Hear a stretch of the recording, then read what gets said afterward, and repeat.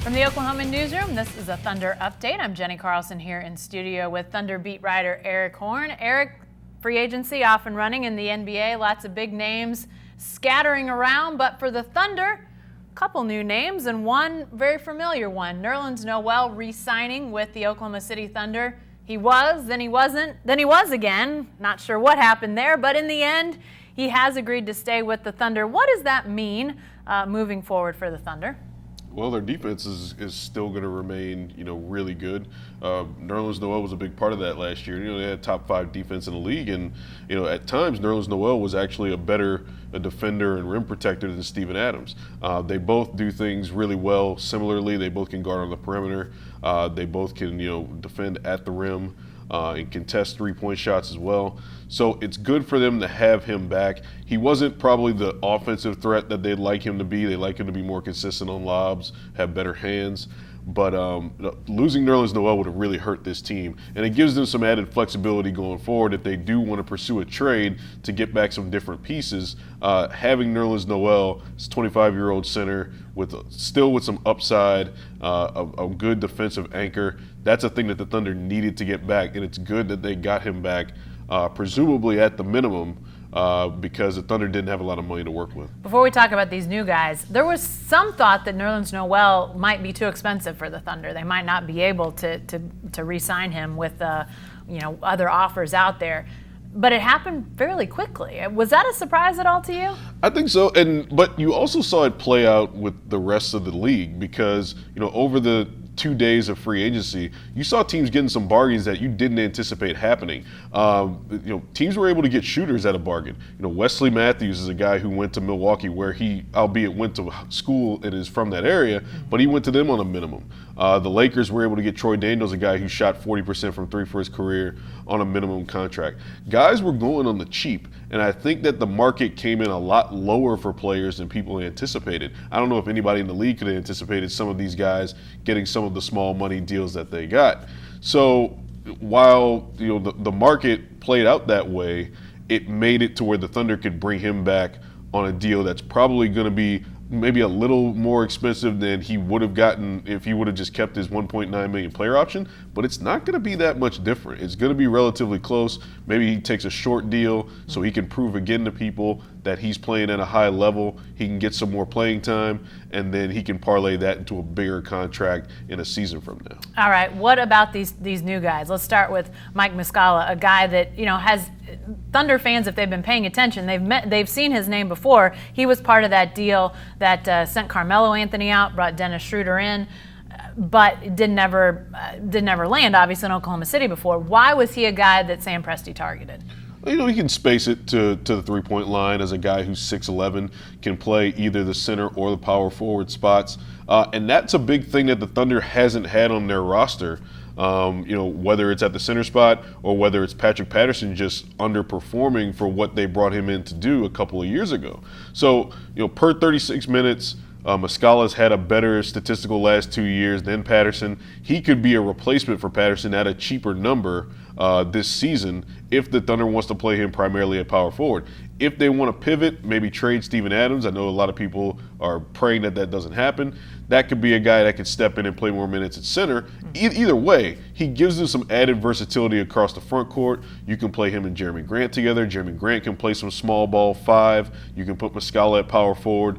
It just gives them a better shooting option in the front court, theoretically, because we thought Patrick Patterson was going to be a better shooting option too, and he kind of fell off last season. But he just gives them some more flexibility in the front court, gives them some different looks in terms of offense in the front court. And when he's paired around good defensive players, which the Thunder will do with Jeremy Grant, Paul George, presumably in some of those lineups, Muscala's been able to hold his own defensively. We've seen that in Philadelphia last year, where he's paired around Jimmy Butler and Ben Simmons, and the defensive metrics looked really good for him. What about the other newcomer, Alec Burks, a guy that has been with the Jazz? Thunder fans probably seen him playing for Utah in those playoff series. But what about Alec Burks? What does he bring to the table? Alec Burks is a really versatile wing player.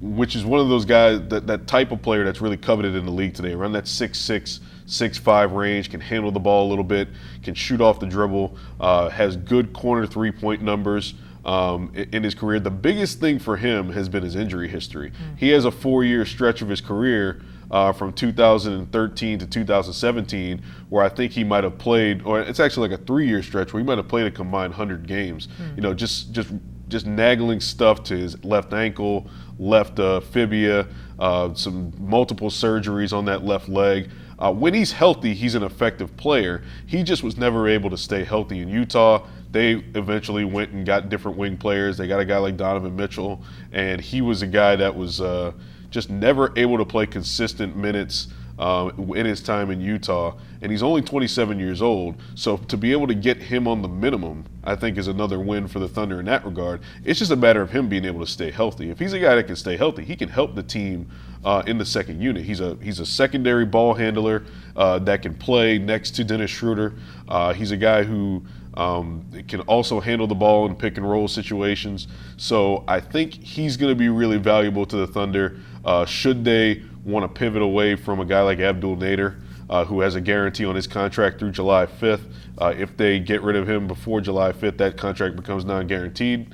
You know, he's a guy who can step in and play immediately. Billy Donovan likes to play guys with experience as opposed to going directly to youth. You know, he played Terrence Ferguson a ton more so out of necessity because of Andre Robertson, and I think Alec Burks can slide into the rotation on the wing pretty quickly. Before we get out of here, as we sit here on day, 2-ish of free agency, obviously things don't go official until the 6th. There's lots of time left. Is there a feeling the Thunder is done? I mean, there's no way to know, obviously, because they let so little out. But do you have a sense of, is the Thunder standing pat, or is there more to come? In terms of free agency, they might be finished, but in terms of moves, I don't think they're done, because this is a team that's professed all offseason that they want to get cheaper, or the reports have been that they want to lower their luxury tax bill. They haven't done that in the last 3 days, even though they've taken on minimum contracts. So if they're at 14 players right now, or 15 players, not including Darius Bazley, the first-round pick that they have to sign, and Raymond Felton is a guy who you'd presume they want to bring back.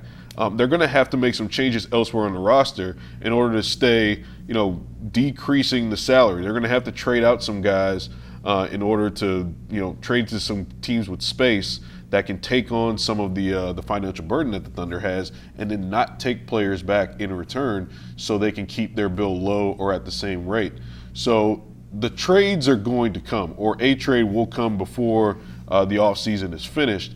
Who it's going to be is unclear, but if the Thunder is keeping to this mantra that they want to lower their taxes, then something's got to happen. All right, stay tuned, folks. And be sure to stay with the best coverage team anywhere at Oklahoman.com and every day in the Oklahoman.